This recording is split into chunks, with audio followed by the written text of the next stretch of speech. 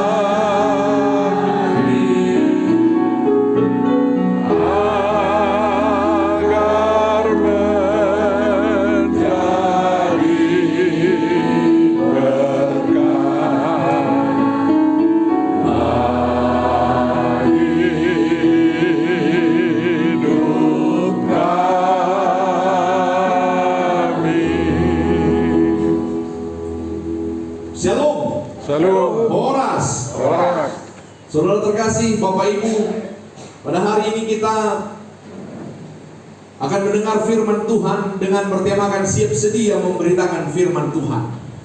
Ini nanti dikatakan beritakan firman, baik tidak baik waktunya, siap sedia dalam segala waktu. Ini juga momen ini secara pribadi saya dalam kesempatan ini ada yang berbeda hari ini, karena ada bapak saya di sini dan juga ada 2 orang bapak saya di sini. Satu memang bapak dari Kamen Jahe, orang tua saya. Satu lagi bapak yang mendokter langsung waktu saya kuliah, yang banyak ngasih kesempatan dalam membentuk proses perjalanan saya sebagai pendeta. Jadi agak sedikit berbeda situasinya ini. Tapi karena khotbahnya siap sedia beritakan firman dalam segala waktu, nah ini juga saya sampaikan ini dengan penuh sejahtera dan sukacita. Sekali lagi saya mau sapa kita semua. Shalom. Shalom. Hari ini khotbah firman Tuhan itu dari surat Paulus kepada Timotius, yaitu suratnya yang kedua kepada Timotius yang menjadi seorang anak rohaninya. Ini kalau kita lihat surat Paulus ini kepada Timotius, inilah bagian juga disebut daripada surat pastoral. Itu ada di, kalau kita lihat di Alkitab kita Perjanjian Baru, ada 3 itu surat pastoral yang biasanya Paulus mengalamatkan suratnya kepada gereja Efesus, Filipi, Kolose. Ini kepada orang tertentu, ini kepada seseorang. Dia tulis surat kepada seseorang, namanya Timotius, anak rohaninya. Ini suratnya yang kedua. Surat ini spesial Karena si Timotius ini katakanlah dia ini lagi pemimpin. Mungkin bisa kita bayangkan seperti Amang Nababan yang baru kita utus, seperti itu ke Kalimantan. Ada momennya dia dikirim surat karena dia mengalami goncangan. Ini juga Timotius mengalami tantangan besar di jemaatnya yang besar saat itu di Efesus. Bapak Ibu, lalu saya lihat ini, waktu kapan Paulus nulis surat ini? Ini yang perlu kita pelajari. Ternyata Paulus ketik dulu ya, masih tulis surat ini pada saat dia tidak baik-baik saja. Itu bisa kita lihat di ayat 6 nantinya. Saatnya dimana pada saat Paulus ini, coba ya, bisa ya, coba next. Ya, saat dia di penjara, Bapak Ibu bisa lihat gambar di depan. Itu di tangannya itu dirantai. Dia saat tidak baik-baik saja. Dia di penjara karena memberitakan Yesus. Oh, itu mengerikannya dulu. Tantangannya sekarang kita paling-paling kalau tidak disukai ya dibully atau diviralkan. Kalau dulu ditangkap, bahkan Paulus bilang begini, nanti di ayat 6 itu, kan tadi cuma sampai ayat 5, ayat 6 itu bilang begini dia. Mengenai diriku, darahku sudah mulai dicurahkan sebagai persembahan dan saat kematianku sudah dekat. Bapak Ibu coba bayangkan, dia ini udah kemungkinan mau mati. Di Alkitab memang nggak dituliskan gimana matinya Paulus, tetapi kemungkinan besar dia mati sangat menderita, mati martir. Saudara terkasih, di kondisi itu dia menulis surat kepada anak rohaninya Timotius yang merasakan tekanan yang mungkin juga Timotius sudah loyo di Efesus saat itu, sudah kalang kabut menghadapi persoalan yang dia hadapi. Bapak itu Paulus menguatkannya. Logikanya Paulus yang butuh dikuatkan, ya kan? Orang yang di penjara yang butuh dikuatkan. Tetapi yang terjadi adalah Paulus yang menguatkan Timotius yang sedang dalam tekanan. Nah, ini menarik sekali kita lihat ini. Siapa yang pernah isi kita, ya, menghibur temannya padahal sesungguhnya dia butuh hibur saja. Siapa yang pernah di momen dia harus menguatkan keluarganya, di momen itu sebenarnya dia masih butuh totangan, dia butuh support. Itulah posisi Paulus saat itu. Yang menarik adalah dia nggak fokus kepada tantangannya atau masalahnya, dia fokus kepada panggilan Tuhan. Ini yang mau kita lihat hari ini. Dan dia bilang apa? Paulus sungguh-sungguh loh ini menyampaikan pesannya. Sampai di ayat 1, next coba. Di ayat 1 dia tulis begini. Dia sampai semacam bersumpah, semacam menampakkan, menunjukkan kesungguh-sungguhannya. Dia bilang gini, di hadapan Allah, artinya di depan Allah dan Kristus Yesus yang akan menghakimi orang yang hidup dan yang mati, aku berpesan dengan sungguh-sungguh kepadamu demi penyataannya dan demi kerajaannya. Artinya dia bilang demi Tuhan, demi penyataannya, demi kerajaannya, aku sampaikan kepadamu. Di momen ini nggak mungkin dia momen main-main menyampaikan isi pesannya, betul tidak? Kalau ada orang yang sudah mau meninggal, kasih tona, kasih pesan demi dia yang telah mati untukku.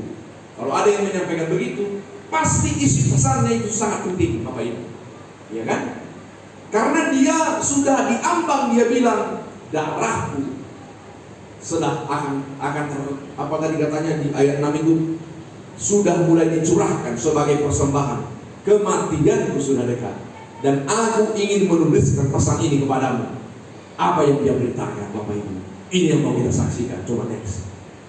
Dia bilang begini sama Timotius, pesan yang penting itu, beritakanlah firman, siap sedia baik atau tidak baik waktunya, nyatakanlah apa yang salah, tegurlah dan nasihatilah dengan segala kesabaran dan pengajaran. Bapak Ibu Saudara terkasih, Timotius sedang dalam tekanan luar biasa karena ada masalah. Kita tahu Timotius itu adalah orang sebelumnya, orang yang masih muda, ya kan? Maka Paulus pernah bilang samanya, jangan seorang pun menganggap engkau rendah karena engkau muda. Dia terkungkung dalam persoalan di tempat pelayanannya, di tengah-tengah budianya. Paulus bilang samanya, maju ke depan. Itu keruson, Kalau beritakan firman itu bahasanya keruson ton logon. Preach the word of God. Itu kata keruson itu bukan ngomong di belakang, maju ke depan, keluar dari zona nyaman, beritakan firman.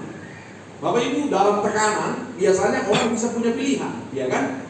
Orang yang dalam tekanan atau Timotius saat itu, dia bisa goyah karena tantangan atau dia mampu menundukkan tantangan itu. Ini gak mudah Bapak Ibu kalau melayani dengan tantangan. Belakangan ini saya sedikit mau bersaksi. Setelah saya kuliah, waktu fokus pembelajaran kami misi leadership and innovation the ministry, kami pelajari misi itu, Bapak Ibu, ada momen yang saya seperti stuck. Karena selama ini pemahamanku berbeda dengan apa yang kubaca dan pergumulan di belakangan. Bapak Ibu, saya mendapatkan bahwa Tuhan itu nggak melihat denominasi gereja, kau datang dari gereja mana.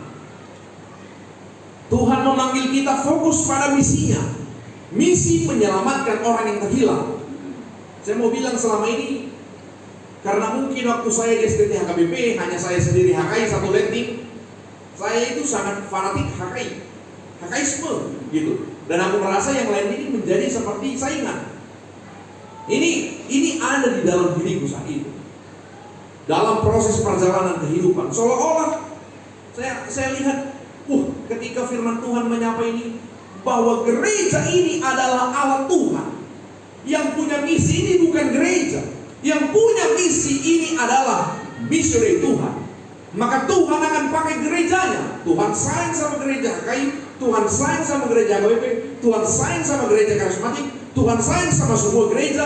Gereja dipakai menjadi alatnya untuk memberitakan Injil di tengah-tengah dunia. Maka kalau fokusku nantinya tidak lagi untuk membangun organisasi institusi HKI ini, itu bisa nanti menjadi ada tantangan dalam pelayanan. Bisa saja orang menjadi salah arti. Kira-kira jadi tidak cinta lagi kau sama denominasi gereja, bukan. Tapi saya melewati dalam proses ini. Kenapa? Dalam pelayananmu tidak selalu HKI-nya yang kau tonjolkan. Itu sering ditanya sama saya dalam pelayanan. Memang saya bilang ini kan alat Tuhan. Apa yang ditonjolkan? Yesusnya, Kristusnya dalam perjalanan ini. Maka ketika Kristusnya kita beritakan, Tuhan akan memberkati ikut gerejanya. Bapak Ibu, tidak sedikit orang juga membenci, bahkan menekan saya. Tapi di momen ini ada dua pilihan: berhenti atas panggilan yang kita dapatkan itu, atau terus berjalan walau ada konsekuensi.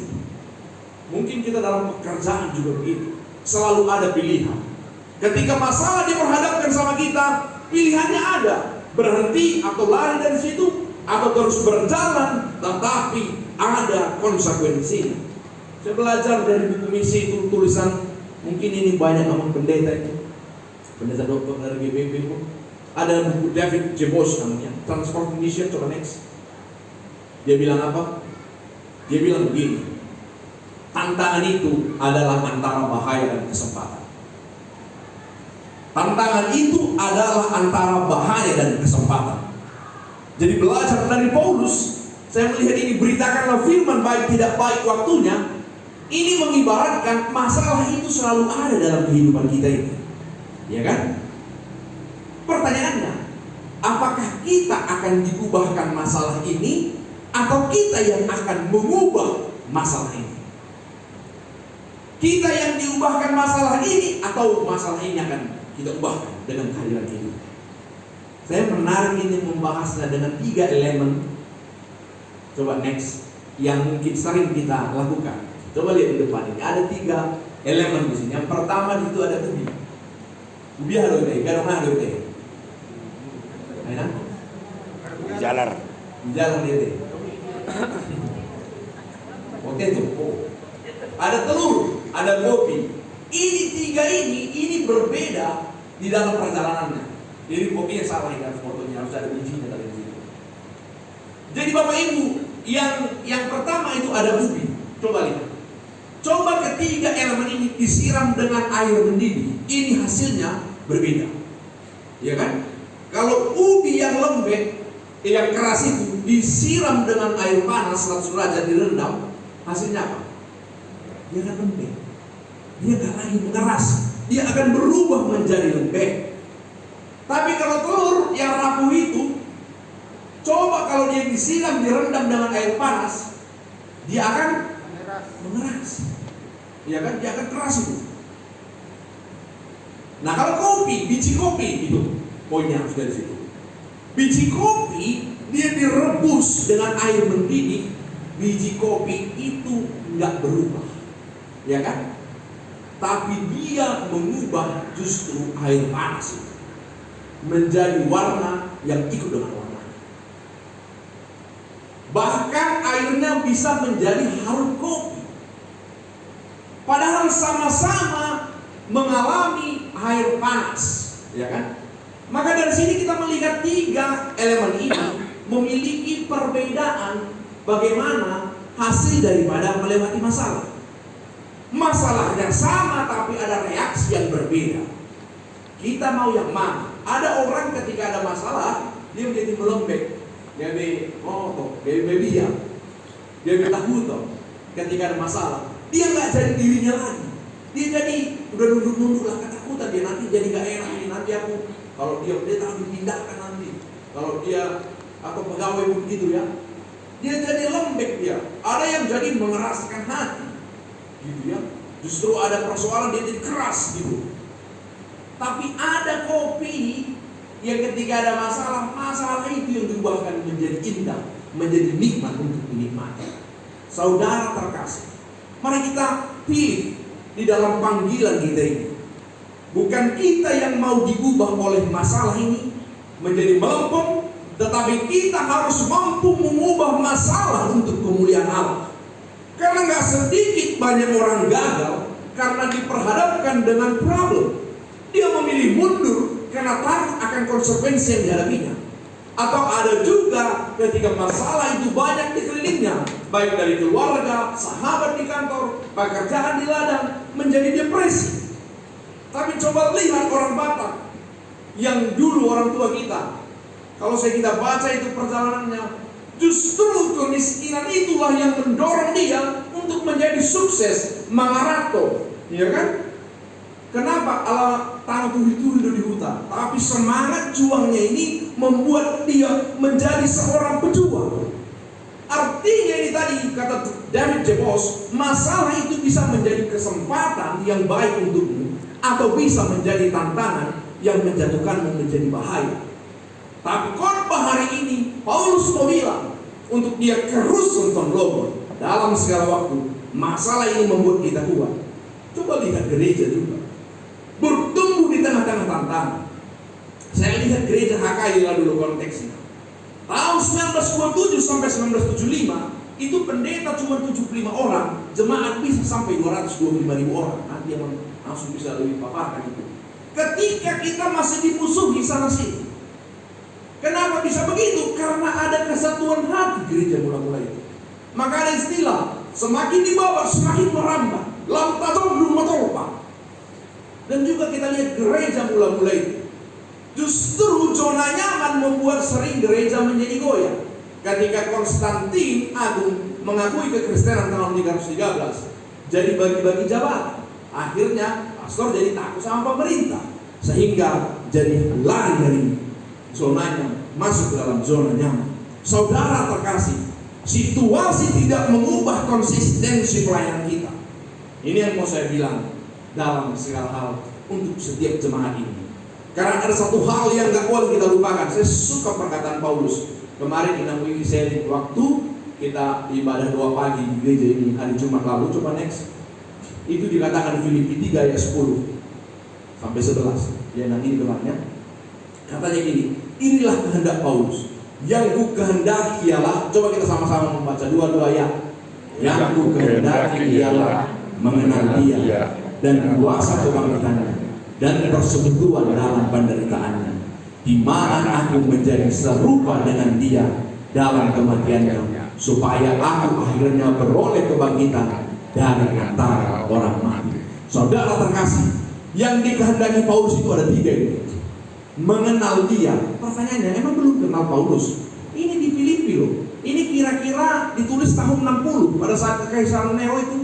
Dia sudah kenal Yesus itu sekitar 30 tahun, 30 sampai 33. Berarti 30 tahun dia sudah dalam pelayanan. Masa dia terus bilang, yang ku kehendaki mengenal dia. Berarti orang Kristen yang sudah 30 tahun pun melayani, ada kerinduan terus untuk mengenal dia, mengenal lebih dalam, jauh lebih dalam, sebagaimana Paulus yang inginkan. Yang kedua, mengalami kuasa kebangkitannya. Banyak orang Kristen hanya stop di sini, mengalami mujizat. Tapi yang menarik itu bersekutu dalam penderitaannya. Wah, saya kalau lihat ini, kemarin di-sharingkan Ninang Wiwi dan juga saya pergumulkan, iya juga ya. Bukankah mengikut Yesus kita selalu perlu menghadapi masalah? Kalau ada orang bilang, kenapa amal saya menjadi Kristen yang baik kok jadi banyak masalah? Saya mau bilang, kalau ada orang bilang menjadi Kristen tanpa masalah, itu bukan alkitabiah. Kok susah menjadi orang Kristen? Saya mau bilang, itulah indahnya melewati masalah dengan senyuman. Karena kalau hidup kita fine-fine aja, itulah yang perlu dipertanyakan. Itu sebabnya Paulus katakan siap sedia hadapi penderitaan. Ada lagi perkataan kekristenan yang indah. Coba next, yang dia katakan begini. There is no glory without cross, no crown without cross. Tidak ada kemuliaan tanpa salib. Tapi indahnya, jangan fokus pada penderitaannya Bapak Ibu, tapi fokus kepada panggilan setia sampai akhir.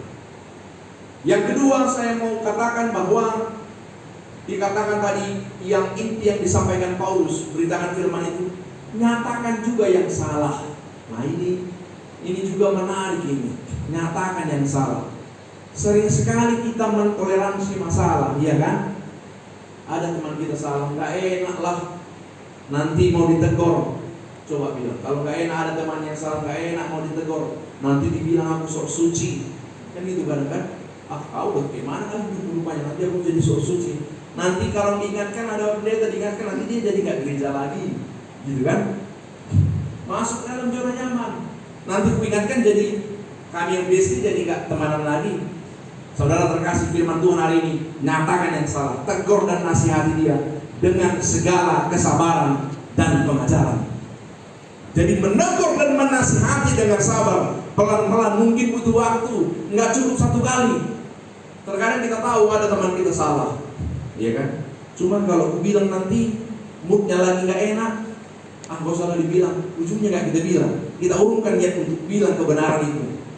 Pertanyaannya, kok kita jadi mikir-mikir moodnya, ya kan? Kita perlu ngomong yang sesungguhnya karena itu yang dia butuhkan. Coba bayangkan kalau Bapak Ibu ke dokter, aku langsung mikir ke situ, dia juga ya. Coba bayangkan kalau kita ke dokter, kita mau cek kesehatan kita, dokter udah tahu kita penyakit TBC, dalam hati dokter nggak enak juga ya kalau bilang nanti sakit hatinya. Coba kalau ada dokter itu kan, nanti gue bilang jadi kumat jantungnya mendengar sakit ini, ya kan? Jadi akhirnya nggak usah bilang apa sakitmu, nggak apa-apa, sehat-sehat aja. Merokoknya bisa merokok aja, gitu kan? Karena segan dia. Padahal karena itu sakitnya mungkin aja. Bapak Ibu, saya mau bilang teguran itu kadang nggak enak, ya kan? Tetapi itu akan membantu untuk keluar dari penyakit itu, bisa masuk pemulihan. Makanya nggak sedikit orang pergi sampai ke Penang untuk ngecek apa sakitnya, supaya dia mendengar hal yang sulit untuk didengar, hal yang sakit terkadang, tapi itu jujur, itu yang sesungguhnya dia butuh itu. Maka saudara terkasih, nyatakan apa yang salah kalau dia tahu, tegur dia, tapi yang menarik di dalam kesabaran. Coba kembali ke pesan utama tadi yang si Paulus sampaikan. Tegur dia di dalam kesabaran, tegur dia dengan hikmat. Oh, ada yang bilang begini, oh tadi kan Amang, satu lagi, ada yang bilang begini, kan kemarin Amang Pendeta bilang, oh satu, kemarin Amang Pendeta bilang harus menegur yang salah. Ada kadang ditegur di depan umum, ya kan? Ini atau depan salah, matai. Ada dijulurin atau mani tegur. Ini membuat orang nggak bertobat, namanya perlu beriman juga. Jadi makin ngeyel. Saya kadang kalau datang ke pesta pernikahan, saya kadang sedih. Kalau ada orang tua atau raja Pakhata atau keluarga, kan ada menyampaikan kata-kata pesan itu, disampaikan semua kebobrokan pengantin ini di depan semua orang. Saya mengubah, jebur kami orang memang tarsoni, memang terjejak rohani. Kan kadang-kadang kan tujuannya sebenarnya untuk buat ketawa gitu kan, atau supaya pengantin tadi apa ini? Memang nanti buat orang lupa. Ala nawa coba, kenapa harus di depan umum disampaikan ini ya kan? Ini juga perlu ini menjadi teguran bagi kita yang sering menyampaikan teguran di depan umum. Jangan di depan umum kita mempermalukan dia. Memang songido, memang nama sujud malam alani kemalodo untuk wahada. Ala anak memang nama siap nama. Nah, jujur bapak nado. Jadi akhirnya dia menjadi semakin, apakah dia berubah itu? Saya bilang, dia justru makin ngeyel, bahkan melawan. Maka perlu menegur. Kalau firman Tuhan bilang tegur dia. Apa katanya? 4 mata ya kan? Firman Tuhan tegur dia 4 mata. Maka Yesus juga tidak ingin mempermalukan orang-orang yang bersalah. Ada kita tahu, mau kus mana yang enak tahu di depan. Karena ini ada orang yang nggak sadar dia mengungkapkan itu juga perlu kita berhikmat. Maka in the right place, in the right situation, firman Tuhan bilang tegur dia 4 mata. Setelah kamu tegur, ya kan, kalau dia nggak dengar, panggil yang lain. Makanya saya nggak suka yang namanya RPP gereja itu. Menghabisi banyak orang pendeta ya. Belum kan disampaikan kepada yang apa namanya bersangkutan di titik kok jadi mulai saya dari on amat tasianu nunga bedang rap dong tidak dulu orang hukum cek gereja ala melanggar ADRT. Saya sedih deh. Masa mapola ikuni tuh padahal ngaruh kunjungi di pasar toh hatam. Oh ini sedih sekali karena sudah melanggar. Kalau saya bilang di gereja ini, kalau bisa jangan ada kita bikin hukum siasat gereja, tapi beritakanlah Bapak ini sudah jatuh ke dalam dosa, maka mari kita dukung dia, kalaupun dia jatuh dalam dosa, supaya dia dimenangkan dari situasi itu. Itu udah berbeda. Orang jemaat akan semua mendoakan. Coba kalau hukum siasat gereja, mulai sama minggu ini tidur lagi. Anak dihukum di siapa? Memang saya hukum dari apa? Tiga biro hukum dari masalah ya kan? Karena diumumkan dan caranya yang kurang tepat, saudara terkasih. Maka tegur dia dengan sabar dan dalam pengajaran. Inilah pentingnya pengajaran. Kalau kita lihat di sini, maka orang Kristen juga nggak boleh auto. Bodoh halak Kristen dan ibu teman-teman nggak boleh. Karena kalau ada orang yang tersesat di jalan, dia tanya, siapa nih Yesus? Jadi bodoh. Nah ya nah memang dulu Kristen dah, makanan Kristen, ya kan? Ditanya siapa Yesus, nggak bisa dia terangkan. Satu nggak lahir orang Kristen. Isi dia tuh diperbanding siapa Roh Kudus. Aku juga nggak tahu siapa Roh Kudus. Maka saudara terkasih, kita perlu pengajaran, perlu paham. Itu sebabnya kita berdoa sama-sama. Di gereja ini ada diberitakan pengajaran dan kita terus mau belajar. Makanya saya senang dengan metode PA pertanyaan kita. Semua kita saling belajar. Ada pertanyaan tanya, nggak hanya berkhotbah satu begitu. Tapi kita diskusi, sharing satu dengan yang lainnya. Saudara terkasih, ini akan mengajak kita untuk memahami semakin baik. Yang sedikit lagi bahwa kenapa ini harus dilakukan itu? Karena akan datang waktunya. Nah ini dia. Mungkin saat sekarang inilah orang tidak lagi dapat menerima ajaran sehat, itu kata Paulus kepada Timotius. Orang suka mitos. Orang Kristen suka ini sama seperti ini. Orang Kristen suka hal-hal yang mengenakan telinganya. Orang Kristen suka mendengar mujizat-mujizat.